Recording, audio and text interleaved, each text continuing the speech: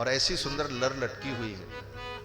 जब ठाकुर जी थोड़ा सा हिलते हैं तो मोतियों की लरें जो हैं, जो झालर लगी है पाग में, वो ठाकुर जी की आंखों के सामने, नाक के सामने आती तो ठाकुर धीरे से संभालते। इस छवि को देखकर मिथिला की सखियां आनंद विभोर हो जाती हैं और सखियां कहती हैं, सरकार मत बांधो जजीरे की पाग, नजर तुम्हें लग जाएगी। ये पाग इतनी सुंदर लग रही है आपके सिर पर, कहीं किसी की नजर न लग जाए। मत बांधो जजीरे की पाग, नजरे तुम्हें लग जाएगी। मत बांधो जजीरे की पाग, नजरे तुम्हें लग जाएगी। मत बांधो जजीरे की पाग, नजरे तुम्हें लग जाएगी। मत बांधो जजीरे की पाग, नजरे तुम्हें लग जाएगी। श्री मुख पान चबाओ जनी लालन, श्री मुख पान चबाओ जनी लालन।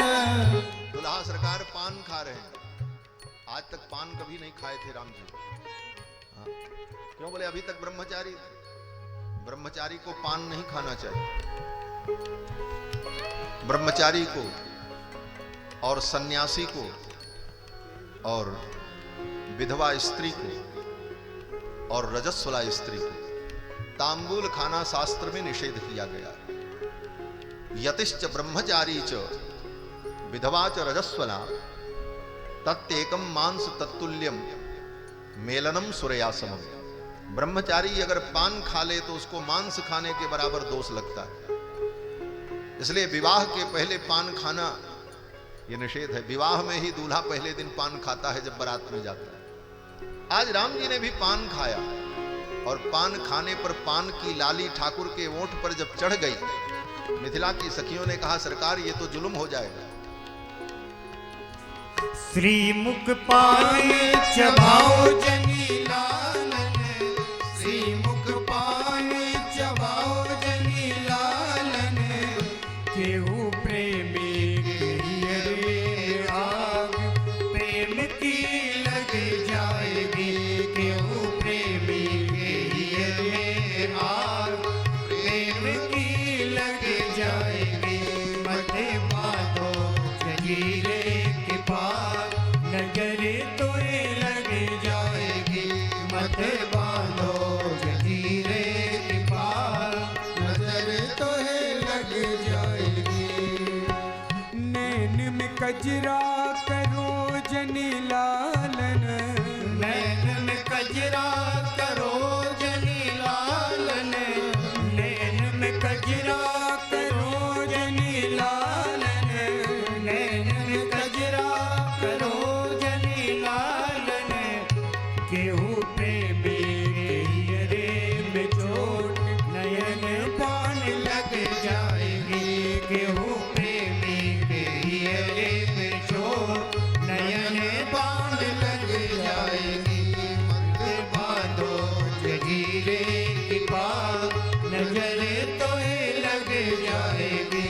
मत बांधो जजीरे की पाग, नजरे तुम्हें लग जाएगी। सखियों ने कहा, आपकी आंखें तो ऐसे ही कजरारी हैं, और भगवान के नेत्रों की क्या विशेषता है? भगवान के नेत्र बिना कज्जल के ही काले हैं।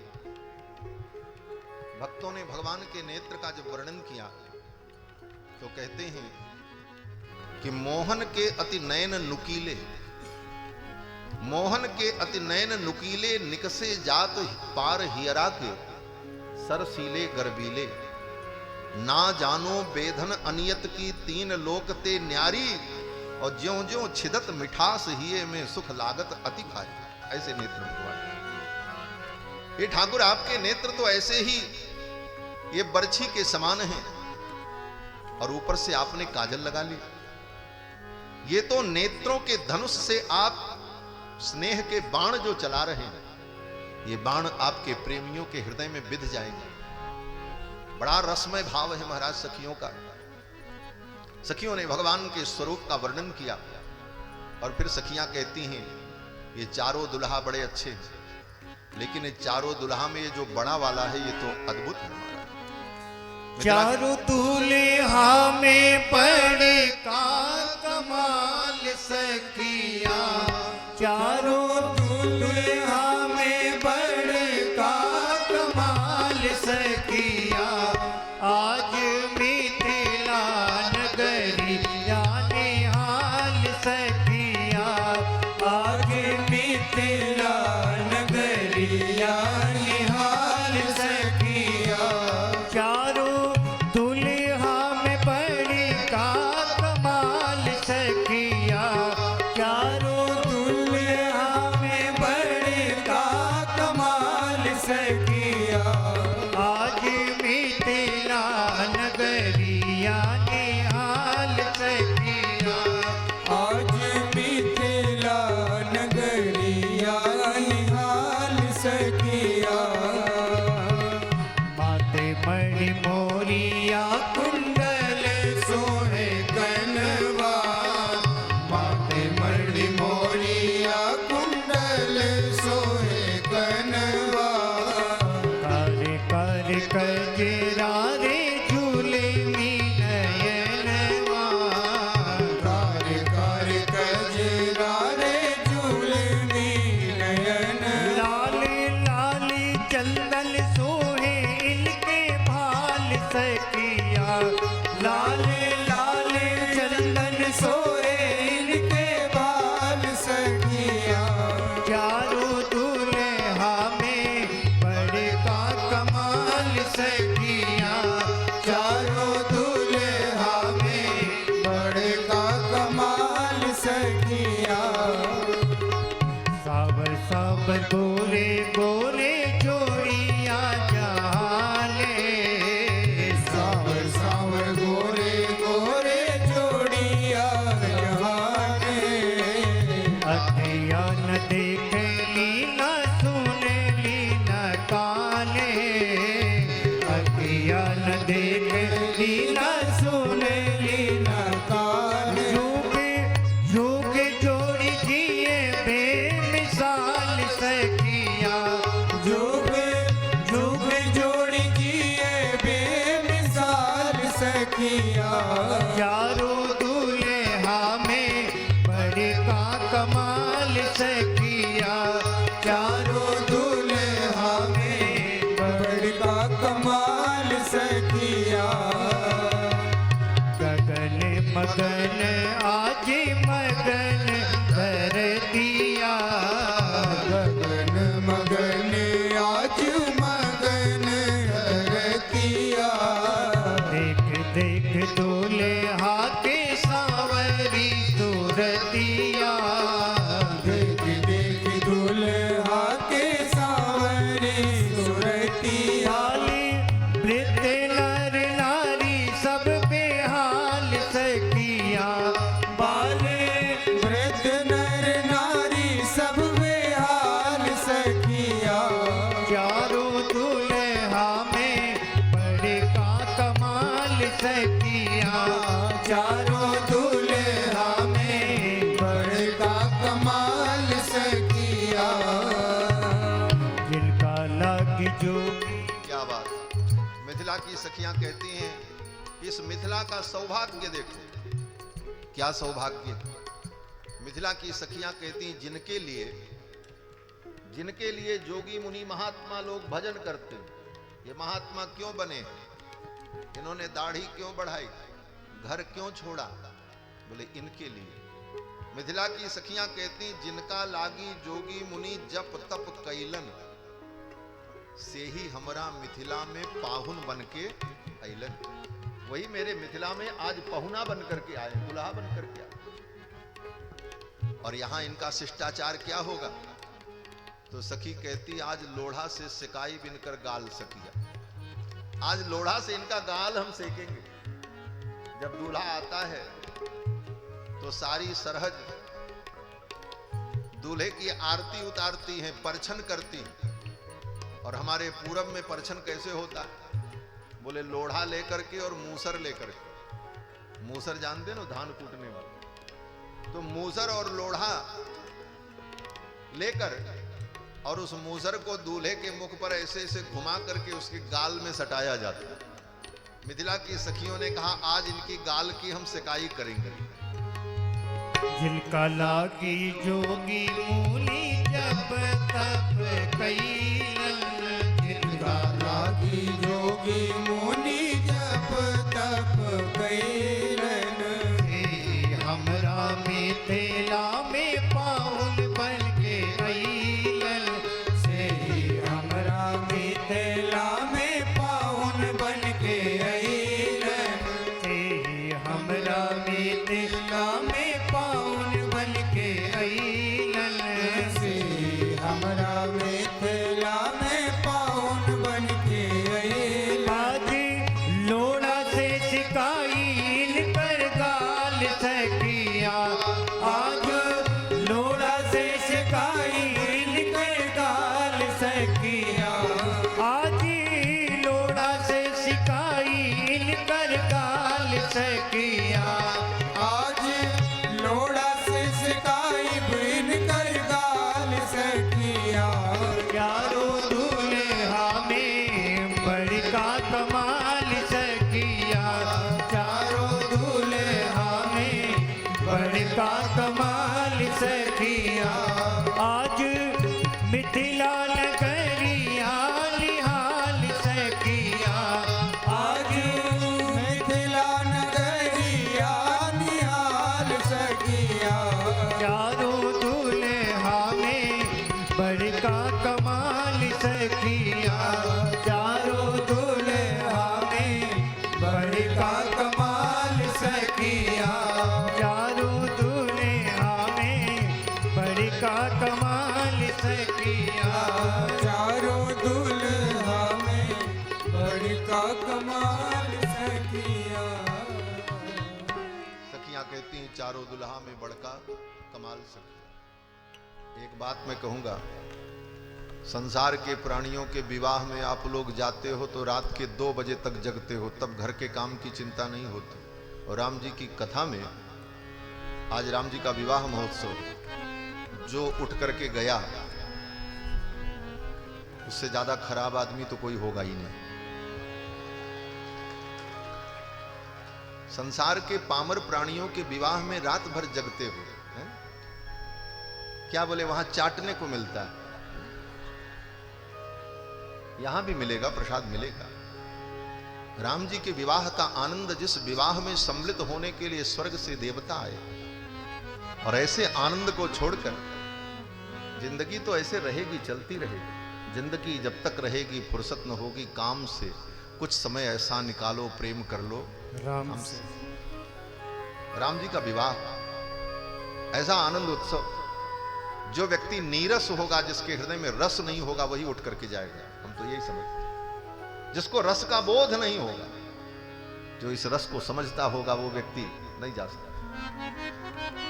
इसके बाद भी अगर कोई जाना चाहे तो हम किसी को रोकेंगे नहीं, लेकिन निर्णय आप करें। भगवान की ऐसी मंगलमयी कथा। दुल्हा सरकार जब पहुंचे द्वार पर, सखियों ने दुल्हा सरकार का स्वागत किया। और कैसे स्वागत किया? बारात जब द्वार पर पहुंची तो सखियां कहती हैं बारातियों का स्वागत करो। और ससुराल की स्वागत क्या है? बोले जब तक 2-4 खरी खोटी न सुनाई जाए तब तक स्वागत कौन? 2-4 खरी खोटी व्यंग वचन जब सुना दें तभी तो स्वागत होता है। तो मिथिला की सखियों ने बारातियों का स्वागत किया। सखी द्वारे लगी बरिया, सजन को स्वागत करो।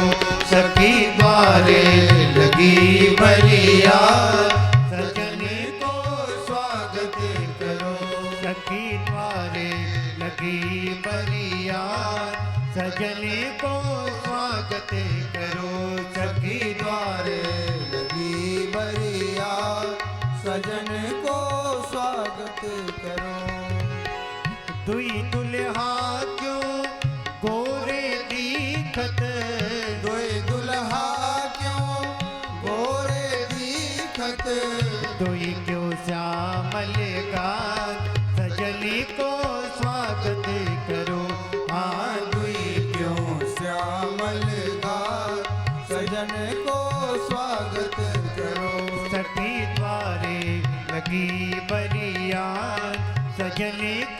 स्वागत करो। सखी द्वारे लगी बरिया सजन को स्वागत करो। सखी ने कहा बारात द्वार पर आई है, स्वागत करो। और स्वागत में सखी कहती क्या है? बोले देखो, दुई दुल्हा क्यों गोरे दीखत, दुई क्यों श्यामल गा। दो दुल्हा तो गोरे हैं और दो सांवले। श्री राम जी श्री भरत जी सांवले और शत्रुघ्न जी और लक्ष्मण लाल गोरे। एक सखी ने कहा कि हमने तो सुना है जब माँ बाप गोरे होते हैं तो बच्चे भी गोरे होते हैं, और दशरथ जी भी गोरे, कौशल्या भी गोरी, सुमित्रा भी गोरी, केकई भी गोरी। तो जब माँ बाप गोरे हैं तो ये दो बच्चे सांवले कैसे हो गए? तब सखी मुस्कुराने लगी और सखी ने कहा इसका रहस्य बताऊं? बोले बताओ।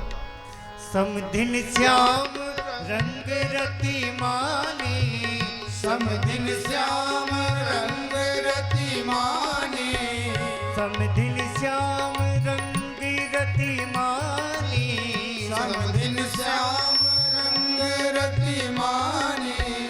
ये अचरज की बात सजन को स्वागत करो।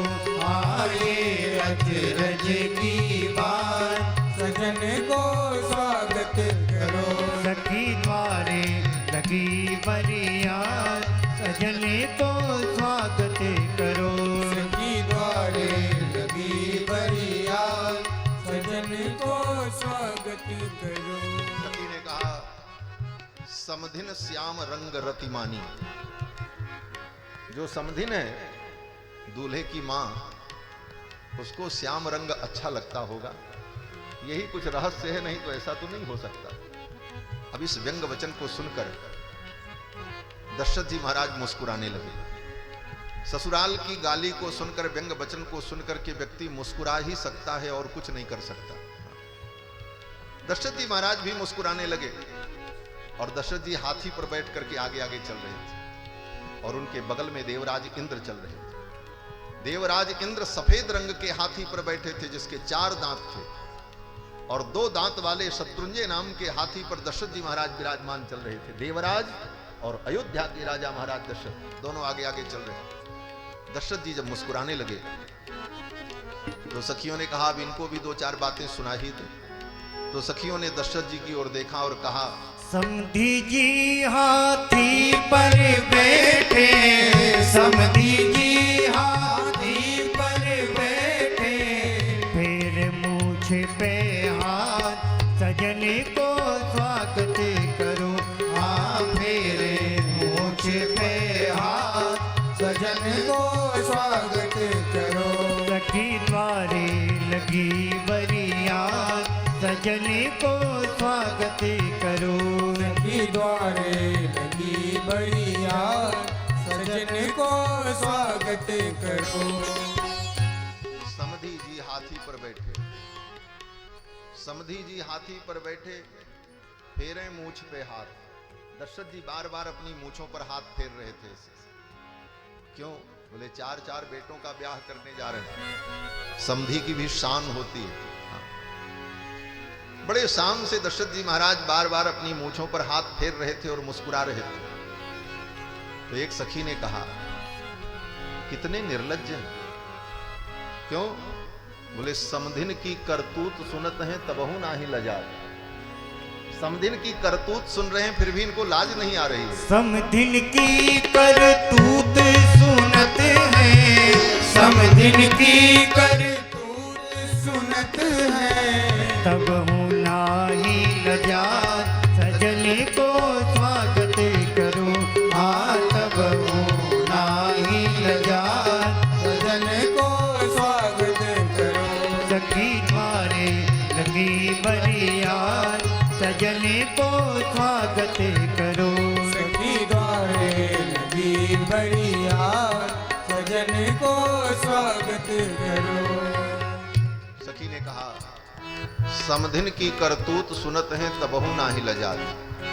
समधिन की करतूत सुन करके भी इनको लाज नहीं आ रही है, मूछ पर हाथ फेर रहे हैं। तो एक सखी ने कहा जानती नहीं हो? बोले क्या?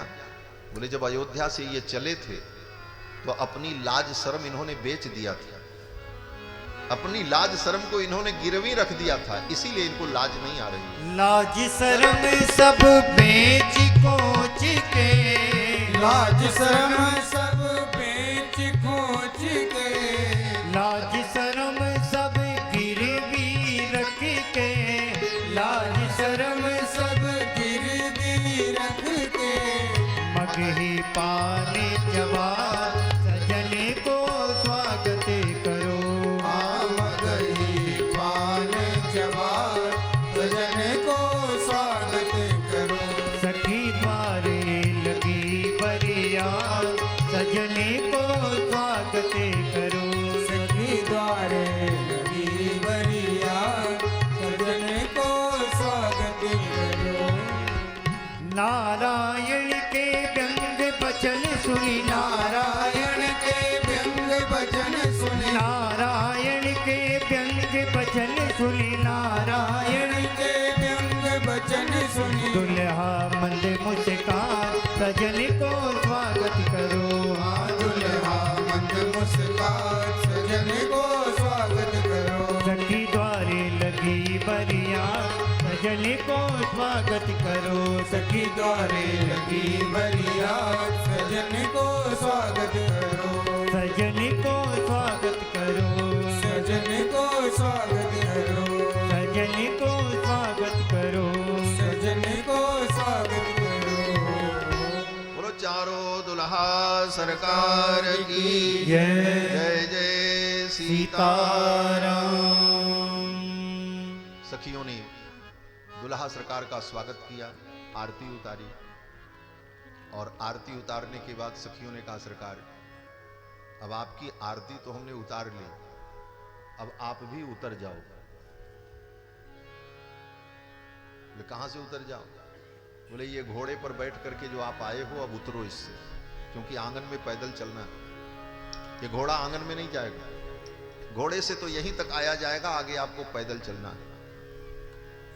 तो लक्ष्मण जी को थोड़ा अच्छा नहीं लगा कि ये मिथिला की सखियां कितनी धृष्ट हैं, इनको शिष्टाचार नहीं मालूम, ऐसा बोलती हैं मेरे प्रभु से। सखियों ने कहा सरकार उतरो और चलो पैदल। ऐसे तो आप अयोध्या से पैदल ही चल करके आए थे, घोड़े हाथी तो यहीं आपको मिलेंगे, क्योंकि जनक जी ने कहा था कथम पद्भ्याम यह प्राप्त हो, आप तो पैदल ही चल के आए। तो इतनी शौक आपकी पूरी हो गई, अब चलो पैदल चलो आंगन में। लक्ष्मण जी को अच्छा नहीं लगा, तो सखियों ने लक्ष्मण जी की ओर देखा। सखियों ने सोचा इनसे भी दो चार बातें कर ले। तो एक सखी ने कहा कि कचरत पान मंद मुस्कात, पान खा रहे थे राम, मुख में पान रखे हुए। कचरत पान मंद मुस्कात करत कमाल छवि रेशमी रुमाल की। रेशमी रुमाल लेकर के चारों दूल्हा सरकार ऐसे उसकी परत करके और मुख पर रखे हुए थे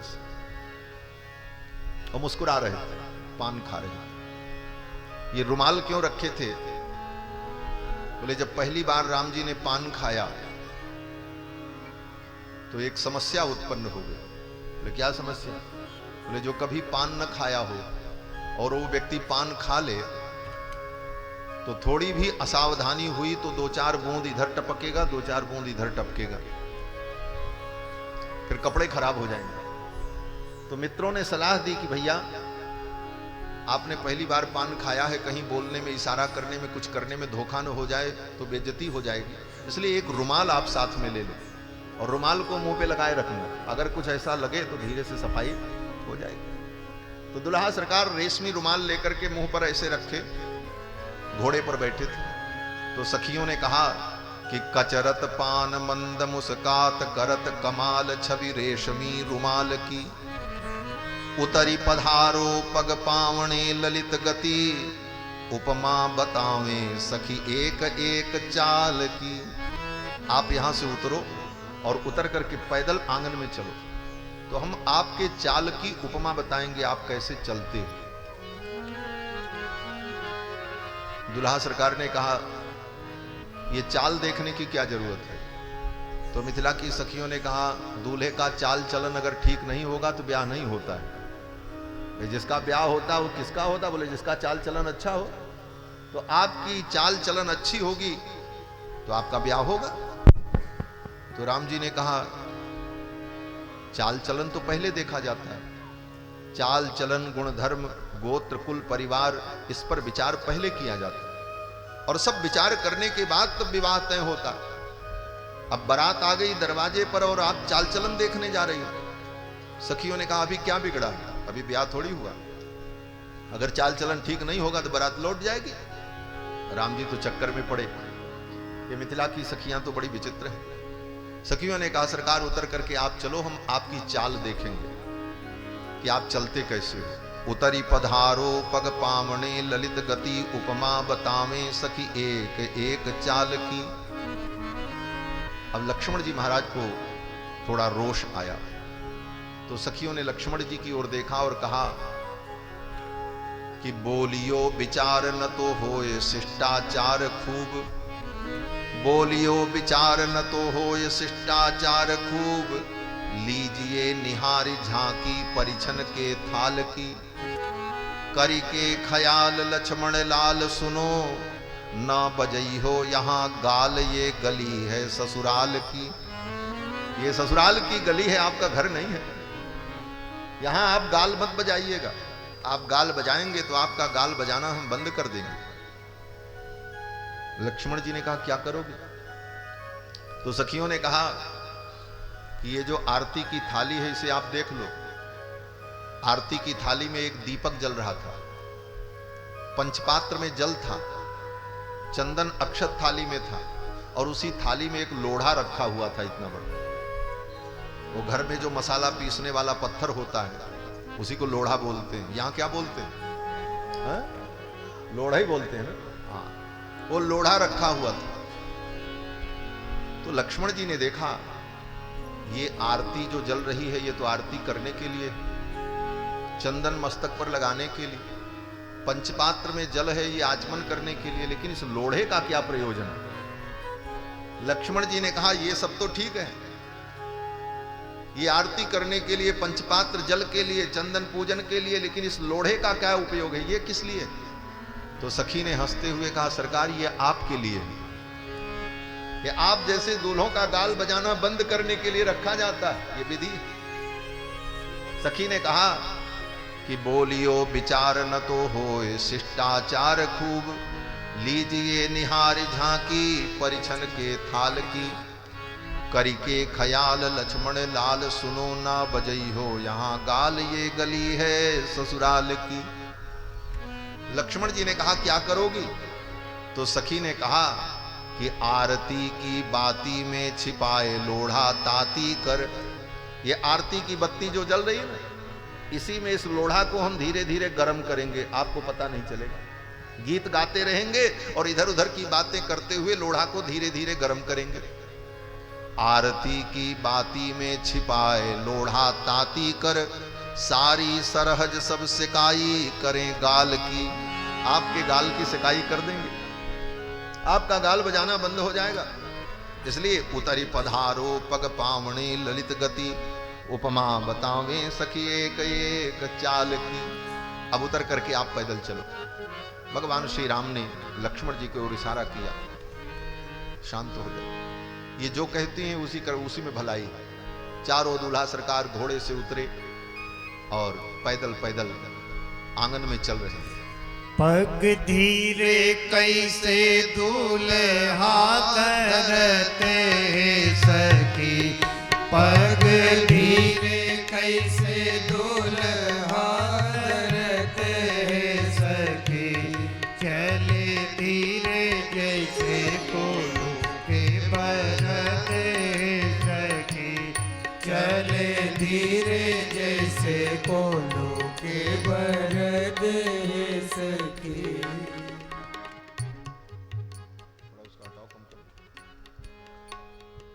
दुल्हा सरकार जब घोड़े से उतर करके पैदल धीरे धीरे चलने लगे आंगन में, तो एक सखी ने कहा, दुल्हा सरकार धीरे धीरे चल रहे हैं, अब कैसे लग रहे हैं जरा बताओ। तो एक सखी ने कहा, ये धीरे धीरे दुल्हा सरकार चल रहे हैं तो ऐसे लग रहे हैं जैसे कोल्हू का बैल धीरे धीरे चलता। कोल्हू का बैल बहुत धीरे धीरे चलता है, क्योंकि कोल्हू को खींचने में उसको बड़ा परिश्रम पड़ता है। तो सखी कहती है चले धीरे जैसे कोल्हू के बरद है सखी। एक सखी ने कहा कोल्हू के बरद की उपमा क्यों दी? बरद वही जो पेरे सरसों घानी है सखी। बरद तो वो होता है जो सरसों की घानी पेरता है। इनको आपने बरद क्यों कहा? तो सखी ने कहा ये बरद इसलिए है कि इनका भी कोल्हू चलता है। और इनका कोल्हू क्या है? बोले ये संसार ही इनका कोल्हू है, और इस संसार के कोल्हू को ये चलाते हैं। और इस कोल्हू में जीव रूपी सरसों को डाल करके उसी में घुमाते रहते हैं। पुनरपि जननम पुनरपि मरणम पुनरपि जननी जठरी। ये संसार चक्र का कोल्हू जो चल रहा है, इसको चलाने वाले तो यही हैं। और 84 लाख योनियों में जीव को डाल करके उसी में घुमाते रहते हैं, इसलिए ये भी बरद है। ये 84 लाख योनि के विधानी है सखी। ये 84 लाख योनि के विधानी है सखी। पग धीरे कैसे दुल्हा धरते सखी। पग धीरे कैसे दुल्हा धरते सखी। चले धीरे जैसे कोल्हू के बरद सखी। चले धीरे जैसे कोल्हू के बरद सखी। जब धीरे धीरे दुल्हा सरकार चल रहे थे, सखियों ने कहा ये तो कोल्हू के बैल जैसे चल रहे हैं। तो राम जी ने सोचा धीरे चलेंगे तो कोल्हू का बैल बता रहे हैं, तो थोड़ा तेज चले। दुल्हा सरकार अब लंबी लंबी डेग चलने लगे, गति को बढ़ा दिया। और दुल्हा सरकार जब तेज गति से चलने लगे तो सखियों ने कहा अब कैसे लग रहे हैं जरा बताओ। डेग लंबी अब चाल कैसे लागे सखी। डेग लंबी अब चाल कैसे लागे सखी। जैसे बंधन से छूटी अज भागे सखी। जैसे बंधन से छूटी अज भागे सखी। सखी ने कहा अब ये लंबी डेग चल रहे हैं, अब कैसे लग रहे हैं? सखी ने कहा जैसे बंधन से छूट करके बकरा भागता हो। किसी बकरे को बलि चढ़ाने के लिए कोई ले जाए और बांध करके रखा है और कहीं वो खुल गया फिर तो ऐसा भागेगा, उसी प्रकार ये भाग रहे हैं। बंधन से छूटी अज भागे है सखी। अज माने बकरा। सखी ने कहा इनको अज क्यों कहा? तो सखी ने कहा ये अज के खानदान में पैदा हुए हैं इसलिए ये भी अज हैं। इनके पुरखा जो थे उनका नाम अज था, दशरथ के बाप जो थे उनका नाम अज। तो अज के खानदान में जो पैदा हुआ वो अज, और इसलिए भी ये अज हैं। अज माने अजन्मा, जिसका जन्म नहीं होता उसको कहते हैं अज। और इनका जन्म नहीं हुआ है, ये तो प्रकट हुए हैं। भय प्रकट कृपाला दीन दया। ये अजन्मा है।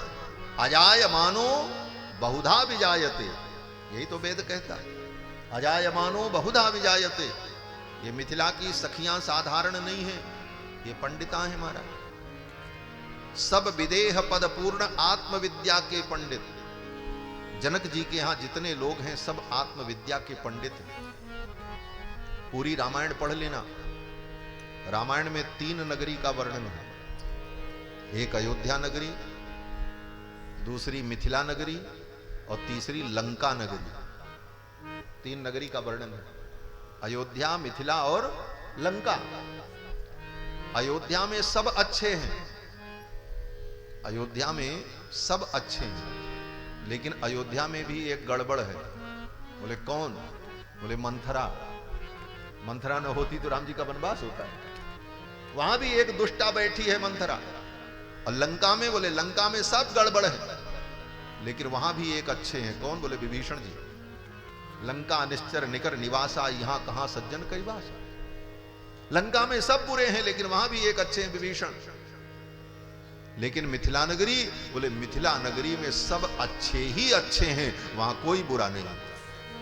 गोस्वामी जी महाराज कहते हैं, पूरी नर नारी सुभग सुचि संता, धर्मशील ज्ञानी गुणवंता। पूरी नर नारी सुभग सुचि संता, धर्मशील ज्ञानी गुणवंता धर्मशील ज्ञानी गुणवंता धर्मशील ज्ञानी गुणवंता पुर नर नारी सुभग सुचि संता। पुर नर नारी, मिथिला नगर के जितने नर नारी हैं वो सब क्या हैं? सुभग सुचि संता, सब पवित्र हैं और सब संत हैं। मिथिला में सब संत हैं और धर्मशील ज्ञानी गुणवंता, और सब धर्मशील हैं, ज्ञानी हैं, गुणवान हैं। ये मिथिला नगरी की विशेषता। तो वहां की जो सखियां हैं वो साधारण नहीं है, वो सब पंडिता हैं, हमारे परम विदुषी। सखियों ने कहा सरकार आप भी अज हैं। राम जी ने सोचा बड़ा गड़बड़ है, धीरे चलो तो बैल बताएंगे, तेज चलो तो बकरा बताएंगे, अब चलेंगे ही नहीं। चारों दुल्हा सरकार आंगन में खड़े हो गए, बोले धीरे चलेंगे तो बैल बता रही हैं, तेज चलो तो बकरा कह रही हैं, अब चलेंगे ही नहीं। चारों दुल्हा सरकार खड़े हो गए। तब सखी ने कहा अब ये चारों दुल्हा सरकार आंगन में खड़े हैं, कैसे लग रहे हैं जरा बताओ। कैसे लागे अब अंगना में ठाड़े सखी, कैसे लागे अब अंगना में ठाड़े सखी। जो सुवर्ण नील मणि कंब गाड़े सखी, जो सुवर्ण नील मणि कंब गाड़े सखी। सखी ने कहा अब अंगना में चारों दुल्हा सरकार खड़े हैं, कैसे लग रहे हैं? तो सखी ने कहा अब लग रहा जैसे चार खंभा गाड़ दिया गया हो, चार पिलर तैयार हैं, केवल छत लगाने की जरूरत है, जैसे चार पिलर खड़े हैं अगल। सखी ने कहा सरकार तो अब ऐसे लग रहे हैं जैसे चार खंभे गड़े हों। लेकिन कैसे खंभे? बोले दो सुवर्ण के खंभे और दो नीलमणि के खंभे। भरत जी और राम जी कैसे? बोले नीलमणि के खंभे के समान, ज्यों सुवर्ण नीलमणि खंभ गाड़े है सखी, जैसे सुवर्ण के और नीलमणि के खंभे गाड़ दिए गए। तो एक सखी ने कहा दुल्हा तो चेतन है, दुल्हा चैतन्य है और खंभा जड़ है, तो चेतन की उपमा जड़ से देना यह तो साहित्य का दोष है। चेतन की उपमा चेतन से दी जाती है, जड़ की उपमा जड़ से दी जाती है। और ये दुल्हा तो चैतन्य है और जड़ खंभे से इनकी उपमा देना उचित नहीं। तो सखी ने उत्तर दिया कि इनके लिए सब उपमा ठीक है। क्यों? बोले जड़ और चेतन में सर्वत्र इनकी सत्ता है, जड़ और चेतन सब में ये अंतर्यामी रूप में विद्यमान है। ये कहां नहीं है, ये तो खंभे के अंदर भी है, इसलिए इनके लिए खंभे की उपमा दी जाए तो कोई आपत्ति नहीं। बोले खंभे के अंदर ये कहां है? बोले खंभे के अंदर न होते तो भक्त प्रहलाद के लिए खंभे के अंदर से प्रकट कैसे होते? खंभे से ही तो भगवान प्रकट हुए। जब हिरण्यकश्यपु ने कहा कि प्रहलादस्ति यदि स्वरो बदहरि सर्वत्र में दर्शय स्तंभे चैवमिति ब्रुवन्तुमसुरः तत्राविरासीत् धरिः। खंभे के अंदर से भगवान प्रकट हो गए। यस्तंभाद गर्जमानो गगट गडगडाद बालचंद्राध दृष्टः व्योमा भूत पाट्यमानः पपट पटपटस्ताड्यमान सटाभिः दृष्टाग्रे काट्यमानः ककट कटकटस्तूयमान सुरेन्द्रैः निष्क्रांतो हास्ययुक्तः गहगह गहन पातु माम नारसिंह। भगवान नरसिंह खंभे के अंदर से प्रकट हो गए। तो मिथिला की सखियां कहते हैं ये तो जड़ चेतन सबके अंदर अंतर्यामी रूप में विद्यमान है, इसलिए इनके लिए कोई भी उपमा दी जाए तो कोई आपत्ति नहीं है। खंभ जड़ किंतु दुल्हा चैतन्य है सखी, खंभ जड़ किंतु दुल्हा चैतन्य है सखी। जड़ चैतन्य में राम नहीं अन्य है सखी, जड़ चैतन्य में राम नहीं अन्य है सखी। पग धीरे कैसे दूल्हा धरते सखी, पग धीरे कैसे दूल्हा धरते सखी। चल धीरे जैसे कोलू के बरद है सखी, चले धीरे जैसे कोलू के भरत। सखी ने कहा, जड़ चेतन में राम नहीं अन्य है सखी। जड़ और चेतन सब में राम विद्यमान है, क्योंकि इनका नाम राम है। राम माने क्या? बोले रमनते इति राम, जो सबके अंदर रमण करते हैं, सबके अंदर जो विद्यमान है, इसीलिए तो इनका नाम राम है। इस प्रकार मनोविनोद में, हास परिहास में भी मिथिला की उन सखियों का ज्ञान, उनकी भावना कितनी उदात्त और पवित्र है। दुल्हा सरकार को लेकर के सखियां मंडप में गईं। मंडप में दुल्हा सरकार जब पहुंचे तो मंडप में सुंदर वेदी का निर्माण हुआ। प्रपा मध्ये तु विधिवत वेदिम कृत्वा महातपाः। मंडप के मध्य में सुंदर वेदी बनाई गई। अलम चकारताम वेदीम गंधपुष्पैः समन्ततः। चंदन अक्षत पुष्प से उस अग्नि की वेदी को सजाया गया। मंत्रोच्चार पूर्वक अग्नि की स्थापना हुई और श्री जनक जी महाराज अपनी कन्या सीता को गोद में लेकर के बैठे और कन्यादान का संकल्प करने जा रहे हैं, क्योंकि कन्यादान के बाद ही विवाह की विधि शुरू होगी। जनक जी महाराज ने हाथ में जल लिया और संकल्प किया कि इयं सीता मम सुता सहधर्मचरी तव प्रतीक्ष चैनां भद्रं ते पाणिं गृहिणी स्वपाणिना। हे रघुनंदन, इयं सीता, ये मेरी बेटी सीता। ये इयं सीता कहने का भाव क्या है? जनक जी कहते हैं, राम, अगर तुम्हें इस बात का गर्व है कि तुम अलौकिक हो, दिव्य हो, तुम किसी संसार के प्राणी से पैदा नहीं हुए, तुम्हारा जन्म नहीं हुआ, तुम्हारा प्राकट्य हुआ, भय प्रगट कृपाला दीन दयाला, तो ये मेरी बेटी सीता भी जो है, ये किसी संसारी प्राणी के द्वारा नहीं पैदा हुई। इसका भी जन्म, इसकी उत्पत्ति दिव्य है। क्यों? बोले इसका नाम ही सीता है। इयं सीता, ये हल के अग्रभाग से उत्पन्न हुई। जैसे तुम्हारी उत्पत्ति अलौकिक है, उसी प्रकार मेरी बेटी सीता की भी उत्पत्ति अलौकिक है। इयं सीता मम सुता। अगर आप चक्रवर्ती सम्राट के पुत्र हो, आपका पालन पोषण परम धर्मात्मा श्री दशरथ ने किया है, तो इस बेटी का पालन पोषण भी मैंने किया है। मैं जनक राज विदेह। इयं सीता मम सुता सह धर्मचरी तव। ये मेरी बेटी सीता आज से तुम्हारी धर्मचरी, तुम्हारे धर्म की सहयोगिनी बनेगी।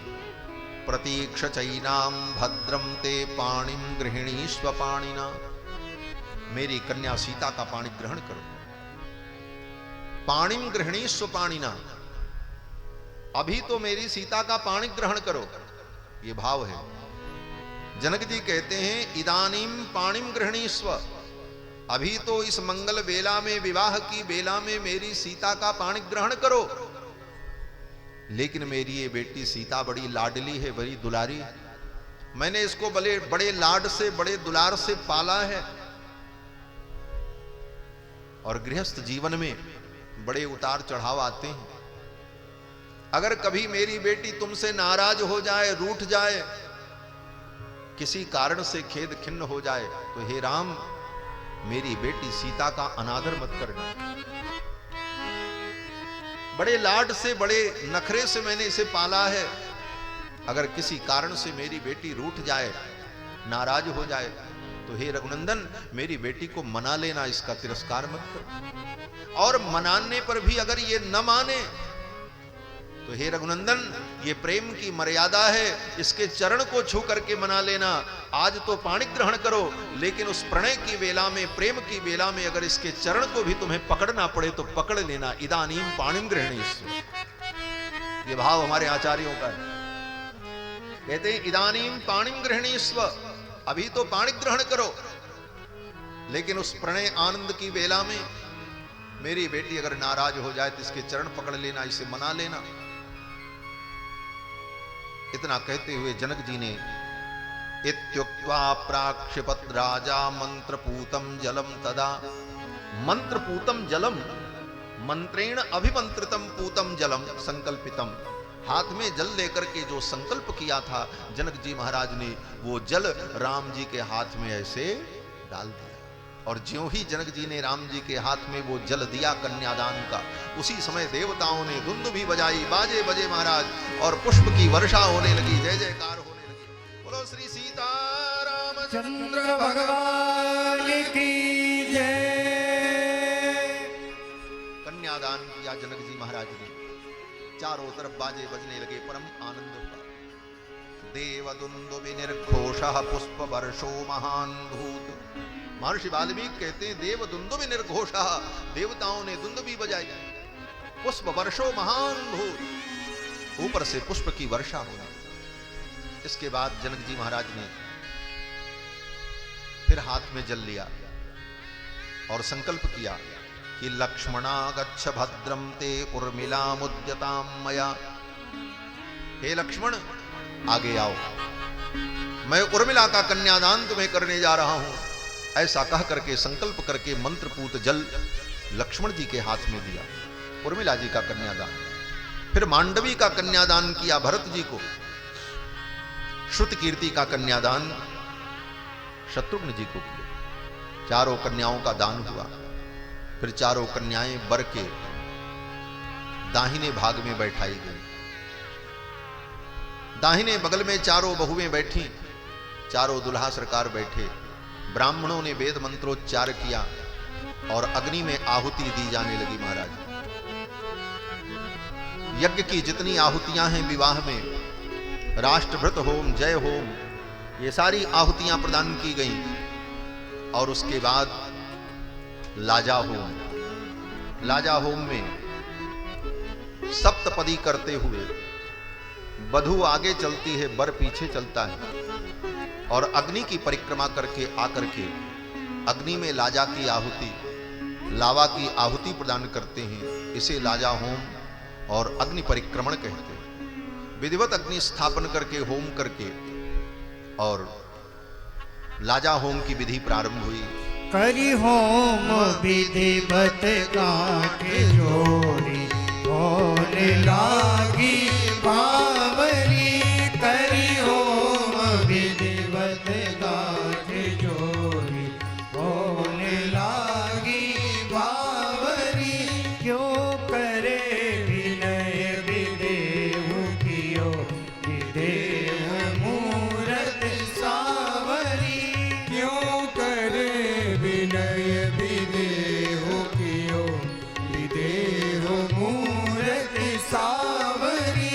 करी होम विधिवत गांठ जोड़ी, होने लागी बावरी। बावरी बावरी। वर वधू के आंचल को बांधा गया, गांठ लगाई गई। दूल्हा और दुल्हन के बीच में गांठ जोड़ी जाती है।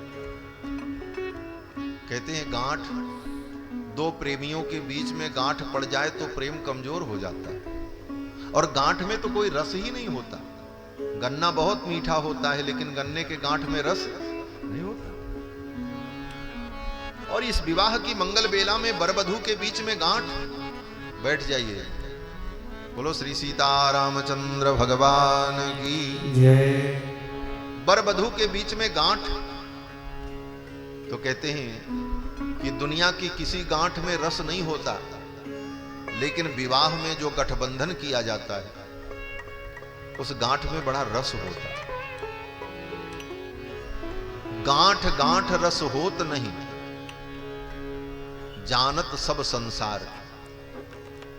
लेकिन विवाह में जो गठबंधन होता है, कहते हैं गठबंधन की गांठ में गांठ गांठ रस होए।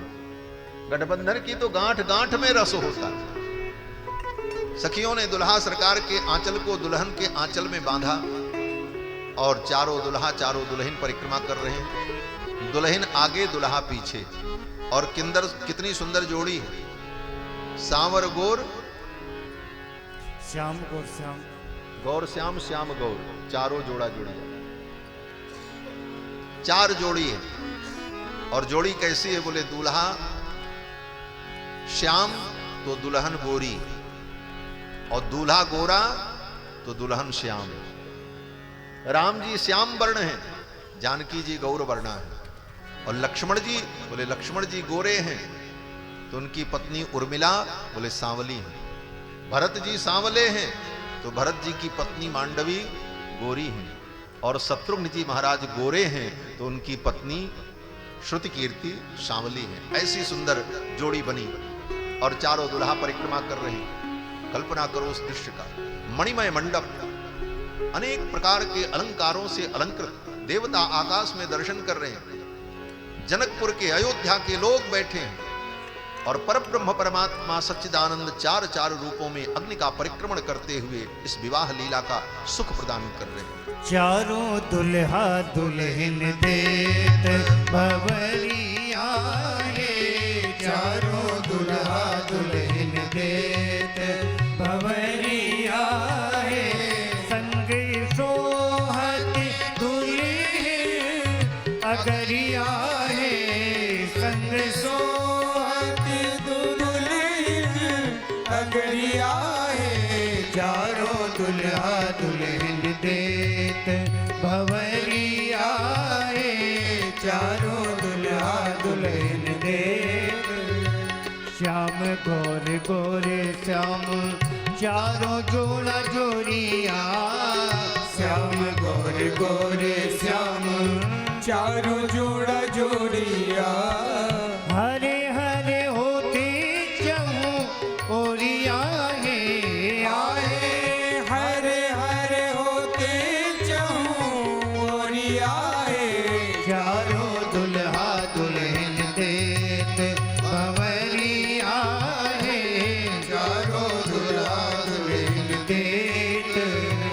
सिरन पे सोहे मणिन मोर मोरिया, सिरन पे सोहे मणिन मोर मोरिया। दामिनी की छवि छिन छोरिया है, आए दामिनी की छवि चिने छोरिया है। चारों दुल्हा दुल्हन देत भंवरिया है, चारों दुल्हा दुल्हन देत। रत्नाली कजरारी अजब अखरिया, रत्नाली कजरारी अजब अखरिया। लखत ही करे बे खबरिया है, आए लखत ही करे बे खबरिया है। चारों दुल्हा दुल्हन देत भंवरिया है, चारों दुल्हा दुल्हन देत। आंचल चदरिया में पड़ी है गठरिया, आंचल चदरिया में पड़ी है गठरिया।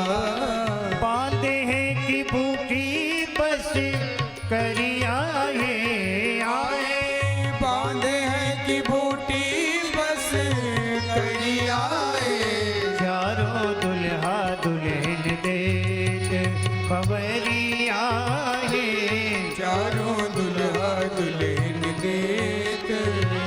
नव रंग मणिनी की सुपली सुहरिया, नवमण मणिन की सुफल सुहरिया। लावा छरिया बे पर बरिया है, आए लावछरिया वे पर बरिया है। चारों दुल्हा दुल्हन देत भंवरिया है, चारों दुल्हा दुल्हन देत। उमगी उमगी गावे गावे अलीगन गरिया उमगी उमगी गावे अलीगन गरिया सुख बरसत बे सुमरिया आए सुख बरसत में सुमरिया है चारों दुल्हा दुल्हन देत भवरिया चारों दुल्हा दुल्हन देत जयति जयति जय होत चारोरिया जयति जयति जय होत चारोरिया सूर्य करे सुमन की झरिया आए सुर कर सुमन की झरिया है चारों दुल्हा दुल्हन देत भवरिया चारों दुल्हा दुल्हन देत पड़े मणि कंबली में दंपति सुहरिया बड़े बड़े कमल में दंपति छहरिया जाग ज्योति जगर मगरिया आए जाग ज्योति जगर मगरिया चारों दुल्हा दुल्हन देत भवरिया चारों दुल्हा दुल्हन देत भवरिया चारों दुल्हा दुल्हन देत भूली ना समात लखी मोदिया की करिया भूली न समात लगी मोदिया की करिया लली लाल लजन लजोरिया आए लली लाल लजन लजुरिया चारों दुल्हा दुल्हन देत भवरिया चारों दुल्हा दुल्हन देत भवरिया संग